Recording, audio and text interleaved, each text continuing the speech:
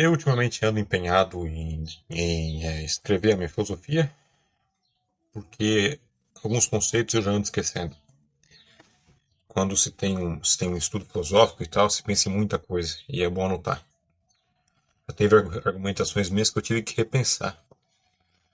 De qualquer maneira, eu comecei a escrever, e eu comecei por tratar da matéria. Olha, eu cogitei, não sei se é realmente isso, mas eu acho que matéria vem do latim e significa as coisas da mãe. Mas não sei também. Ah, Aí eu comecei então pela definição que a gente geralmente tem, isso aí, que é matéria, é o que pode ser percebido pelos cinco sentidos. Mas se você for ver bem, assim, com bastante clareza isso aí, na verdade, a matéria ela tem que ser o que que pode ser percebido pela visão e pelo tato. Porque pela audição, nós não percebemos todos os entes materiais. Nem todos os entes materiais são audíveis. Por exemplo, eu escuto o som que sai do cubo, mas eu não escuto o cubo.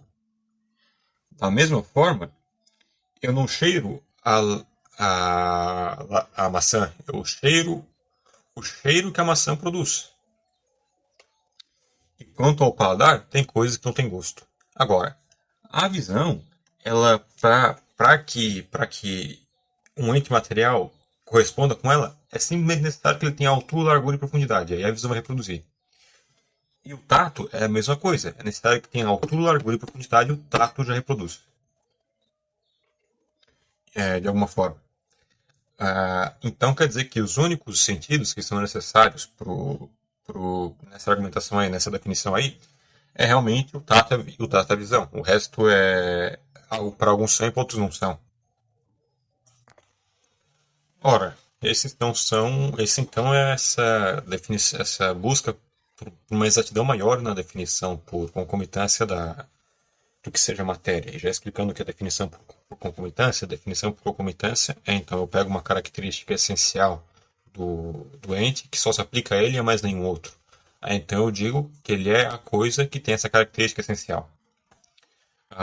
Essa é a definição por concomitância. Agora,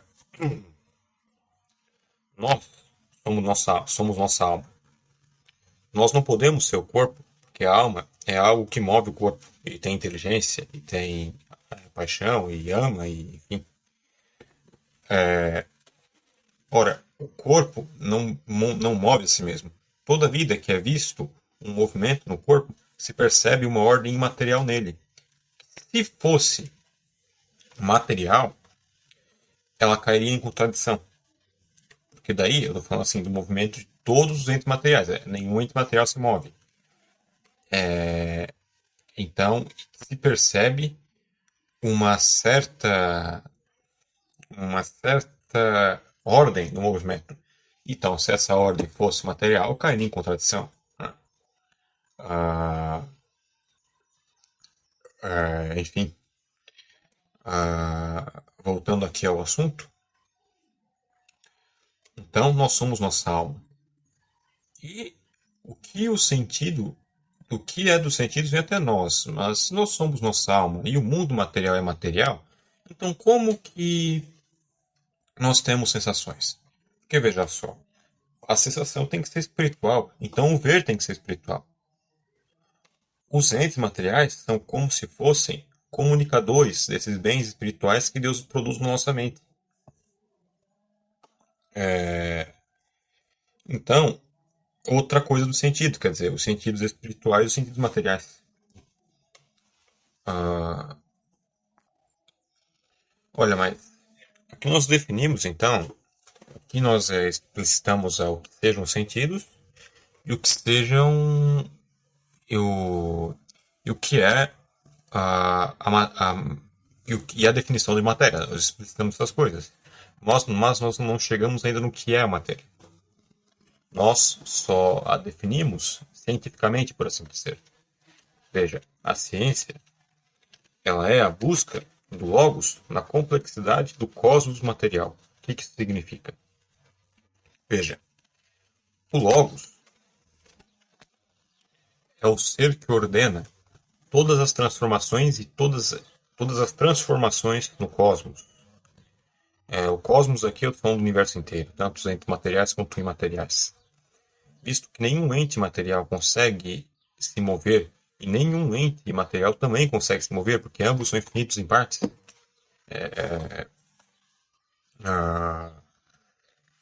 Então, tem que haver um ser supremo que comunique esta coisa a eles, este movimento a eles. Este é o Logos, e ele cria regras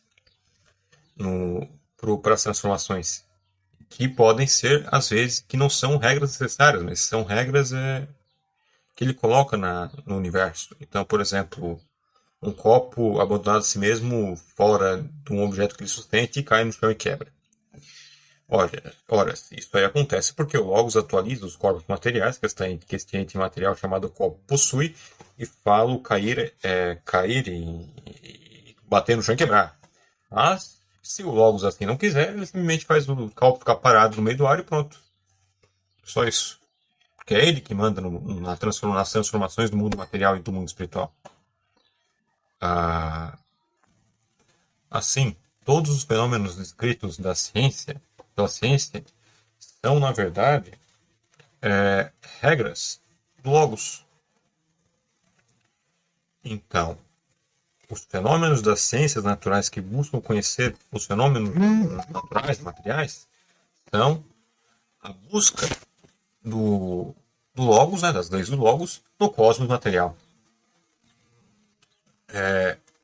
Então, a ciência tem esse objetivo específico. E para facilitar essa busca, para não entrar muito em filosofia, ela pega e define, então, e faz as definições por concomitância. Então, ela define a matéria como que pode ser percebido pelos 5 sentidos. Na verdade, aqui, como mais estritamente falando, né, como que pode ser percebido pelo tato e pela visão.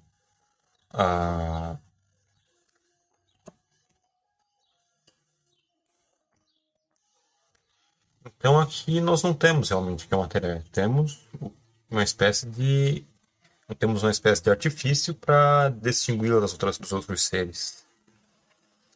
Eu acho que um passo para tentar entender isso aí está em entender o que é, na verdade, essa definição de matéria, um pouquinho mais do que essa definição de matéria, de material e imaterial. É uma dicotomia.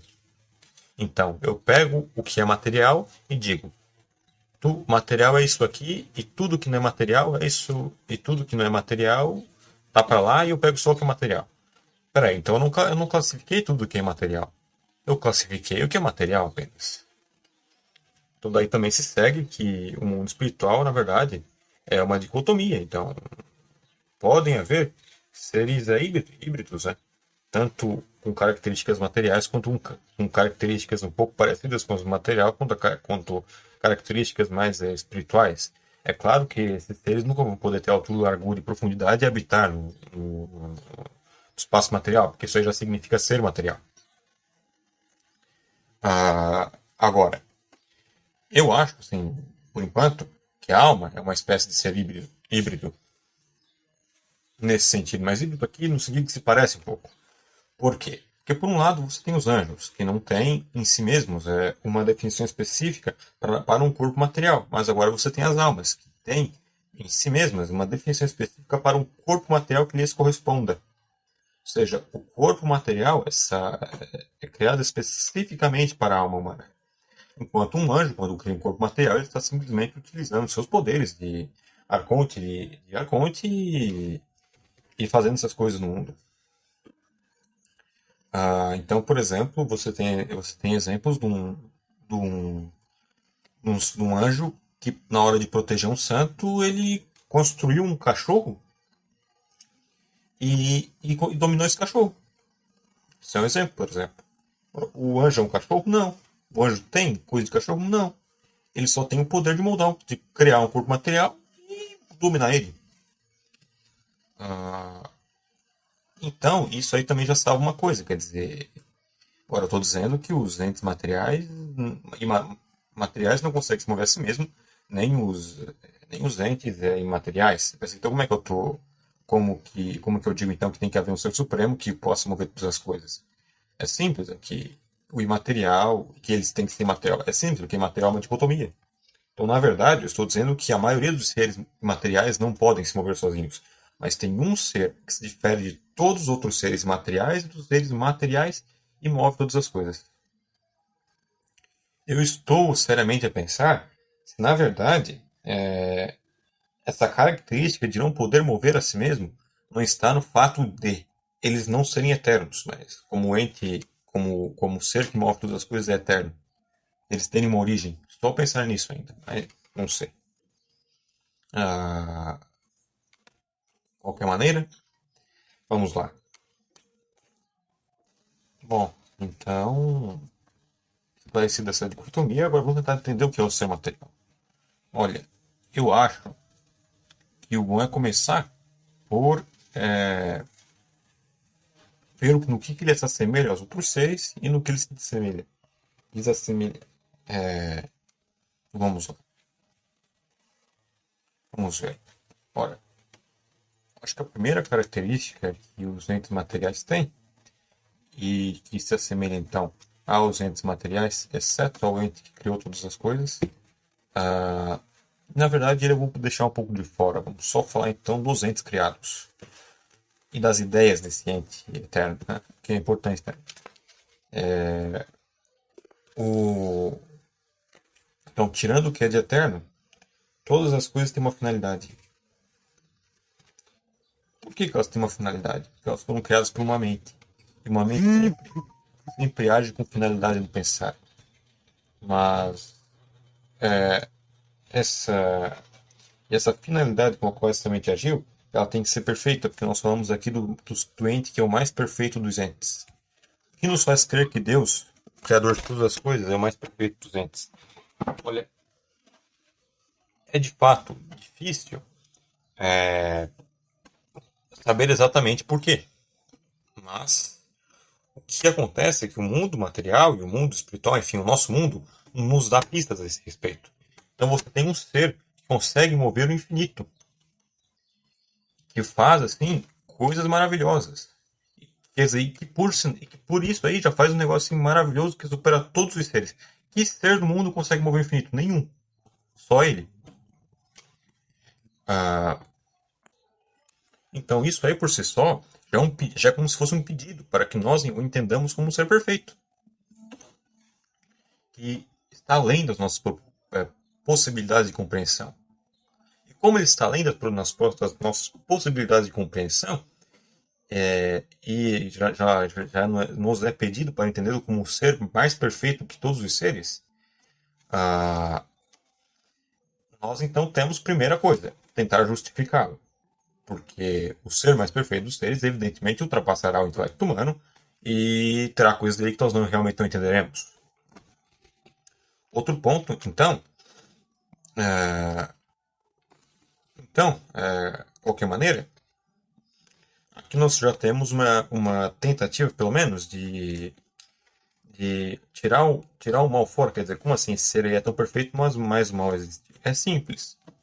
Na verdade, nós temos que tentar justificá-lo, pois é impossível nós compreendermos por completo.